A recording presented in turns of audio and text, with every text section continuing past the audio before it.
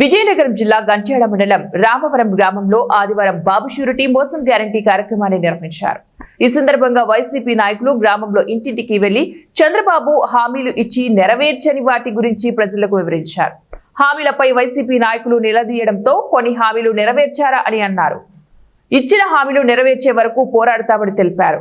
కార్యక్రమంలో జిల్లా SC cell అధ్యక్షులు పీరుబండి జైహింద్ కుమార్, ఎంపీపీ వీర్భండి హైమావతి, జెడ్పీసీసీ వరి నరసింహమూర్తి, మాజీ ఏఎంసీ చైర్మన్ ముత్యాల నాయుడు తదితరులు పాల్గొన్నారు. సమతూకంగా ఇచ్చిన నాయకుడి భారతదేశంలో ఎవరంటే వైఎస్ జగన్మోహన్ రెడ్డి గారు. మాట తప్పుల నాయకులు ఈ రాష్ట్రంలో అసలు పాదయాత్ర చేసినప్పుడు ఒకే ఒక మాట ఇచ్చారు, భరోసా ఇచ్చారు నాయకుడు.